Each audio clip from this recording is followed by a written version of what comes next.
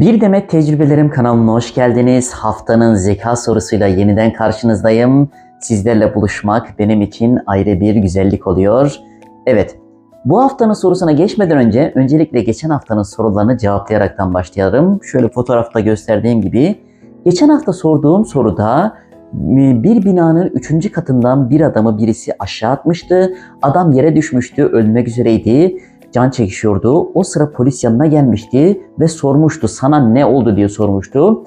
Adam son bir can havliyle şunu demişti, beni 3. kattan Ahmet attı demişti ve başka bir şey diyememişti ve ölmüştü. Polis diğer polis arkadaşlarını aramıştı. Polis arkadaşları binanın 3. katına çıkmışlardı. Kapıyı tekmeleyerek içeri girmişlerdi ve içeride bir masa vardı ve masanın etrafındaki 4 kişi vardı. Bu 4 kişiden 4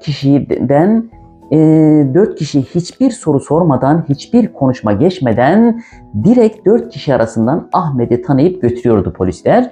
Polisler Ahmet'i nasıl tanıdı diye sormuştum. Cevabı şöyle olacaktı.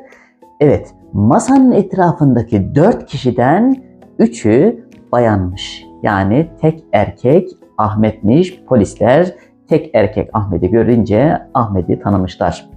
Evet, geçen hafta kısa bir soru sormuştum. Şimdi bu kısa sorunun cevabını birlikte izleyelim. Geçen hafta sorduğum soruda bir tane zenci kardeşimiz vardı.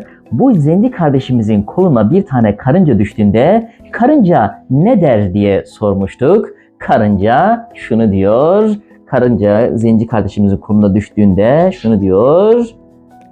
Eyvah, karakola düştüm diyor. Evet. Rabbim kimseyi gerçek karakollara düşürmesin. Bir hafta sonra yeniden görüşmek üzere. İyi günler. Evet, bu sorunun linkini ve geçen haftaki sorunun linkini videonun sonunda bulabilirsiniz.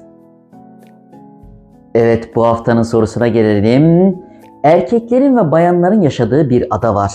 Bu adada erkekler pazartesi, salı, çarşamba günleri, bayanlar ise perşembe, cuma, cumartesi günleri yalan söylüyorlar. Bu günler haricinde kesinlikle doğru söylüyorlar. Şimdi bayanlardan bir tanesi şunu diyor. Dün ben yalan söylüyordum diyor.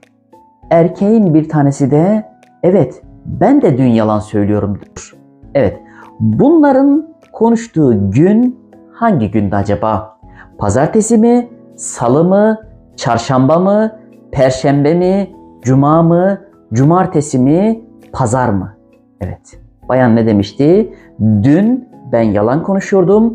Erkek de diyor ki evet ben de yalan konuşuyordum diyor. Evet, bu sorunun cevabını yorumlarda bekliyorum. Abone olur, like atar ve destek olursanız çok memnun olurum. Bir sonraki videomda görüşmek üzere. İyi günler.